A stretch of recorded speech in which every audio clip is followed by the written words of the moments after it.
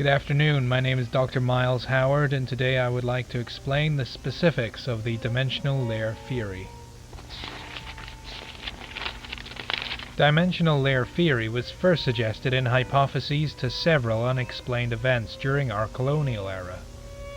With the advent of rudimentary space travel, there was a rise in paranormal events aboard colony ships. People seeing doubles of themselves, apparitions, and even seeing things move around when there was nobody present to move these objects. Decades later, in response to this, my colleagues and I began to run several tests with a modified slip space drive to attempt to see if we could replicate these events. What we discovered was truly revolutionary. When running our tests, we not only were able to see several cross-dimensional events in which our test coffee mugs were picked up and moved around, but we also were able to pull in objects from other dimensions entirely. In places with larger dimensional strings, there is more of a possibility of individuals from different dimensions interacting with ours. We also found with enough generated energy, we could pull things from their dimension over to our own. Using a modified slip space device, we were able to generate 1.2 times 10 to the power of 44 newtons of force. This amount of force generates Hawking radiation, and when Hawking radiation interacts with an area with high enough dimensional strings, it will cross dimensional barriers for a second, and pull in the equivalent of the object that is in the area of the highest string density. We found that though these objects are the same, they are always slightly different in their construction. We have come to theorize that these dimensions sit layered closely upon our own, similar enough to look and feel like our own, but slightly different in ways that are noticeable. This would also explain the Mandela effect for individuals who may have swapped dimensions.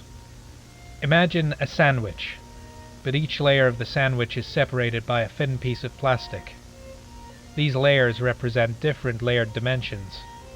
For the sake of making it simple, our dimension is the middle one. If an individual is an area with strong dimensional strings, and their dimensional counterpart is also an area with high dimensional strings, with enough generated force, it is entirely possible those individuals could swap dimensions entirely without even knowing it. They would come to our world, believing nothing had changed, that in their dimension their coffee mugs are made of a composite material instead of porcelain. Everyone else would tell them they are out of their mind for believing something like that, and so, like many others in the past, they would cite the Mandela effect.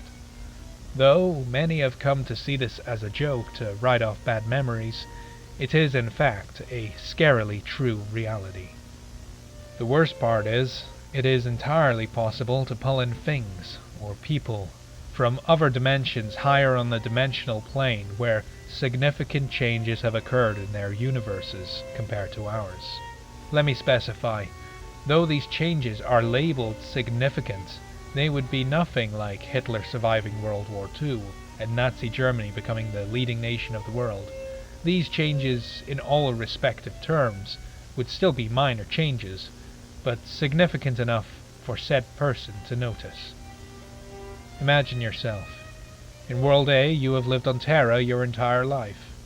In World B, instead of living on Terra, you decided to go adventure off-world and begin living on Armus. Two entirely different lives influenced by one key decision. Both the same people, with the same aspirations, but their lives went in two entirely different directions. Now imagine if there was an event powerful enough to pull in someone from World B to World A. They would materialize in a home, a world that is potentially not even their own, and due to these individuals being in two separate places, this perfect swap that could happen normally, thus creating the Mandela effect, would not occur. What would occur is a temporal paradox in which the same individual exists at the same time in two different points of the universe, without even knowing the other exists. What would happen if these individuals saw each other? Well, we simply do not know. But we can hypothesize that their brains would likely link in some way.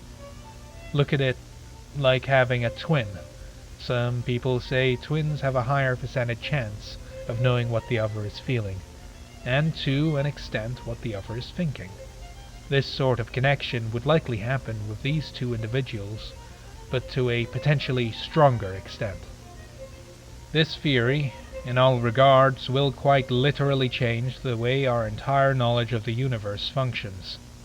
Though, as of right now, this theory is not public, and this is an internal institute report, we must prepare for the case this knowledge goes public. Informing the Terran government would be the first step in the right direction. Thank you for your time.